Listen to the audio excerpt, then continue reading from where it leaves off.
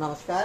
আজকে আমি পরবর্তী ক্লাস নিয়ে আসলাম পঞ্চম শ্রেণীর খালি ঘরে সংখ্যা বসাই অর্থাৎ পঞ্চম পৃষ্ঠা। তাহলে বন্ধু শুরু করি এখান থেকে। এটা দ্বারা গুণ, এটাকে এটা দ্বারা গুণ। এখানে ভাগগুলো বোঝা যাচ্ছে না এখানে।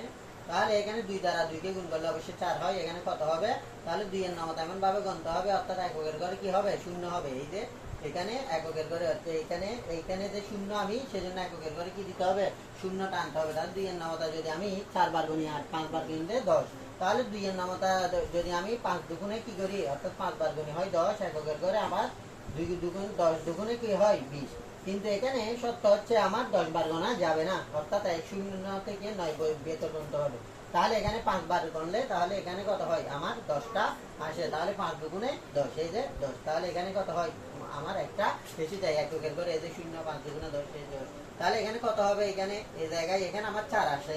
তাহলে এখানে 5 এর নামতা এমন ভাবে গুনতে হবে এখানে এই 4টা আসতে হবে। তাহলে 5 8 কত হয়? 40। 5 8 40। 5 এর নামতা গুনলে আরেকটা 5 9 45। তাহলে এখানে 4 আসবে, দুইটা একটা 8 বার গুনলে 5 8 40, একবার 9 বার গুনলে 5 9 45। তাহলে এক্ষেত্রে আমি 4 বার 8 বার গুনবো নাকি 9 বার গুনবো সেটা এটার উপর নির্ভর করবে। আমি যদি 8 বার গুনি তাহলে এখানে হয় 5 8 40। এখানে তাহলে আমি 8 বার গুনলে এদিক থেকে এটা করি 8 দুগুণে 16, 16 6 হাতে 1, 5 8 40, 40 এর 1 41। তাহলে এখানে 8 বারে হবে।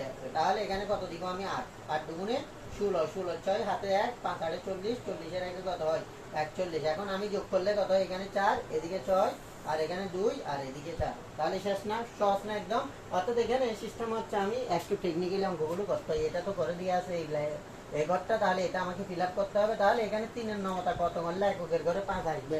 3 5 এ 15, শুধু একটাই আসে 3 5 এ 15। তাহলে এখানে আমি 5 দিব। 3 5 এ 15 হাতে 1, 5 2 10, 10 1 11, 11 এর 1 হাতে থাকে 1, 5 8 40, 40 এর 1 কত হয়?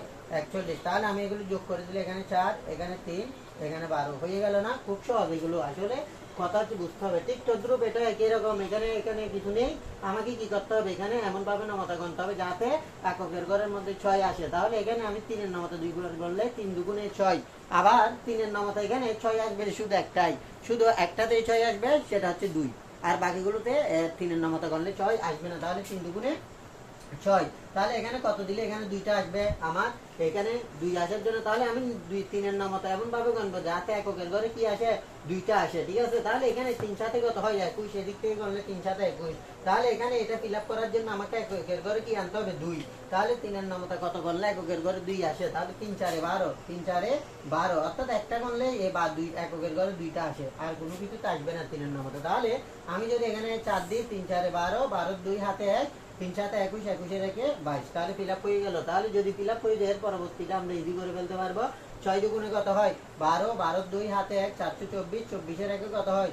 25। তাহলে এখানে 6, এখানে হবে 4, এখানে হবে 7, এখানে 4, আর এখানে 4। অর্থাৎ ইজিলি অঙ্কটা আমরা খুব সহজে ফিল আপ করে ফেললাম। অর্থাৎ এখানে কোনো জটিল বিষয় নেই। অর্থাৎ আমাকে শুধু টেকনিক ফলো করতে হবে। এককের ঘরে কি আছে নেই এগুলো শুধু টেকনিক ফলো করে অঙ্কগুলো আপনার নামতা গণে বসিয়ে দেওয়া। তাহলে আশা করি বন্ধুরা বুঝেছো। ধন্যবাদ সকলকে।